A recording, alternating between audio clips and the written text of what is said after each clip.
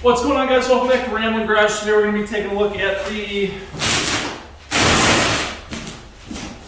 Corsa full air intake for my 2020 Dodge Ram. It's like 35 degrees out in Wisconsin, so it is short weather. We're going to get to it. We're going to take a look at these things. Apparently, you guys know full air intakes really do nothing for you. They're more for looks and sound. Apparently, they don't even make these trucks sound that much more different. So we're going to find out. Unboxing is real easy because this came with the tape already ripped. Hopefully everything is in here. Kind of looks like it was open and they just tossed stuff back in here because the instructions are out of order, potentially missing, whatever. So this looks like it was out at one point. Check it out.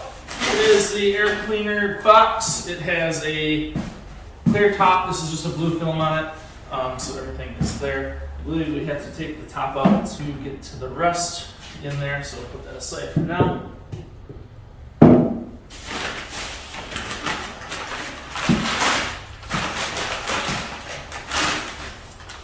We have our, looks like ABS molded plastic, just the tube, the air tube. Put that aside as well. One thing I will point out right away, this uses a vacuum line, I believe. On my Spectre intake that I had on my 2017, it used a whole different hose, so this should use the original connection, which I like. And then the mass airflow rubber bushing here. I'm gonna actually take this whole thing inside and let it warm up for a little bit, because it is 35 degrees out, a little easier to put that in if it warms up a bit. So put that aside, and I think we just have our couplers and our clamps. Other coupler is probably on the air filter that is in there, I believe, I hope. So couplers, bolts, washers, I think everything. Oh, there's two couplers, so one of these must be for the air filter and one is for the throttle body. So I'm going to pull that top off, we'll take a look, and we'll get ready to put this thing on the truck. Alright, so I just realized I cut off my head the entire intro of this video, but I'm not going to redo an unboxing because I want it to be kind of genuine, you know. So, and you guys probably don't care about my face. You want to see this? First thoughts on this. Well, first thing I saw is I opened up the filter, and I'm kind of picky when it comes to my stuff.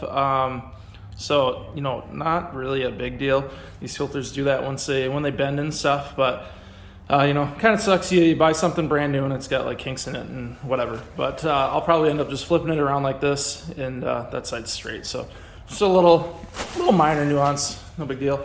Other thing is, I've been filing away at this for a little bit. Quality control on this seems to be fairly poor because this is nowhere near fitting. And this is even after filing a lip that was on the inside here. So I'm going to continue filing. I'm actually going to take this inside, let it warm up a bit, maybe get a little flexibility out of this or this. One of the two. Basically what this is doing is it's adapting the coupler to the intake tube so that you can use a wider filter like that. So that should fit in there from the factory, I would hope, but it doesn't seem to be the case. And then there's two nuts that go through the holes that we can see here, and they hold it down. So again, two little quality control issues that I see right off the bat, which is unfortunate. This is a $300 and some intake. You would, you know, really hope that this fits, but hopefully the rest of the install goes well. I'll get this inside, I'll let things warm up a bit, and we'll go from there. All right, we got the filter in place. That took a good, I don't know, 10-15 minutes of filing that, so that was pretty annoying.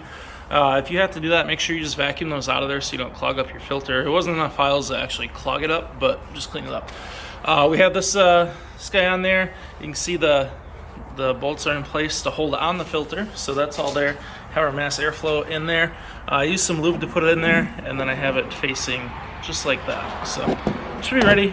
We're gonna go get the stock box off and then put this one on. There are other videos on YouTube of doing this, but I believe the easiest way to pop this off is just loosen this clamp here. Make sure your connectors are removed. There's the one here. You just push on the bottom, you squeeze it, and then you pull it off.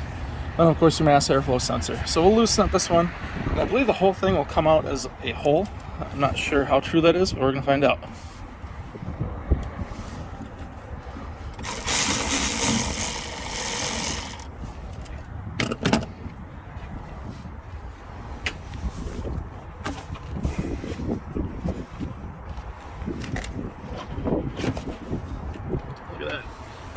box right there.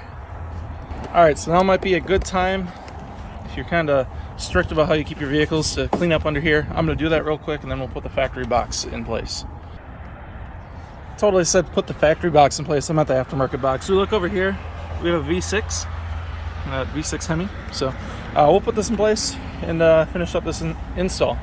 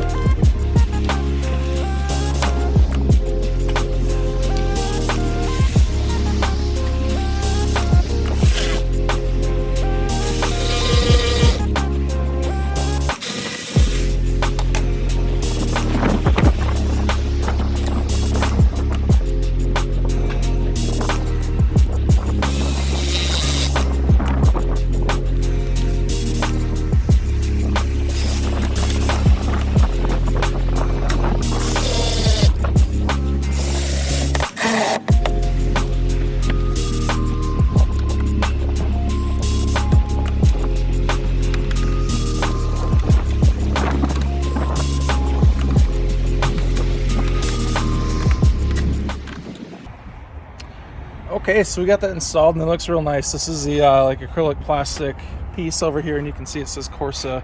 Hopefully you can see that. It's a little bright outside, but it is see-through. The reason I went with Corsa is because we're going to get a Corsa Sport exhaust on this truck here shortly. Just waiting for spring because it's a little chilly out and I don't want to lay under the truck in the cold. So we got that on there. Fit and finish is nice. I think it looks decent in there. I like the exposed filter, or at least through the glass, but it's still sealed off. It seals off to the factory inlet as well, so it should be bringing in all the cold air. We're going to take this thing for a drive, see if we have any noticed increase in throttle response or noise. I'm hoping that I get a little noise out of it, but I've heard that maybe these trucks don't do that so much. So we'll take it for a ride here in a little bit, and we'll see what we think. Let you guys laugh at my pain a little bit before we go for a ride. As I was just putting the hood down, I heard a bang and turned around. Blew off my trash cans that I had it on and chipped a piece out of it, which kind of sucks because I like to try and keep my factory stuff nice, so I'll have to, I'm sure that piece fell in there because I don't see it under the truck. I'll have to try and make that a little nicer and put it back together because I like to keep that stuff for when I do sell the truck. I end up taking everything off. Speaking of, I got a Spectre intake and MagnaFlow direct pull-in muffler for a 4th gen if anyone is interested. Don't mind the rest of the mess. Okay, so let's go for a ride. All right, so we're driving here with the Corsa cold air intake, and this thing honestly doesn't make a whole lot of noise. Really doesn't make any noise at all.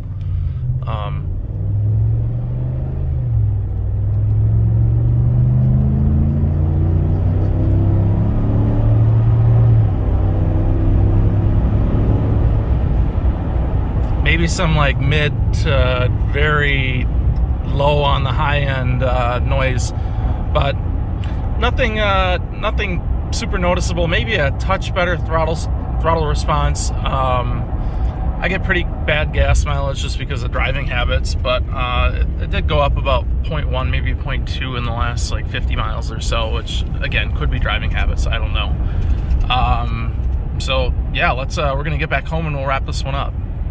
All right, guys, so that's the end of the Corsa cold air intake for my 2020 Dodge Ram. I believe this fits 2019 and above. As you guys saw, there's not a whole lot more sound. There's a little bit more sound, which is kind of uncommon with cold air intakes. Usually you get a lot of that engine noise. Doesn't seem to be the case in these, and that might just be the way the engine and the throttle body is designed facing up. I don't know. Throttle response was just a little bit better. And that's really about it. Gas mileage maybe went up 0.1 or 0.2 miles per gallon, which is pretty negligible and is probably due to driving habit. Overall, I like it for the looks alone. For that, it's worth it to me. If you guys are looking for performance, cold air intakes are usually not really the way to go. Other than that, no real sound there, so I couldn't give you guys much for sound clips. I apologize for that, but I'm not going to give you guys sound clips of a stock sounding engine, so it was kind of silly. But installation is very nice once you get the quality issues out of the way with some of those small plastic pieces, but that's really about it. So any questions, be sure to ask down below. I appreciate you guys watching, and I'll see you guys in the next video. Probably going to get some Corsa exhaust on this thing because it needs to make a little more noise. And then we're going to put my black tips on my brother's Laramie, which you guys have probably seen. That's all blacked out except for the tips. So it needs those tips. So that's coming. Thank you guys for watching. We'll see you guys in the next video.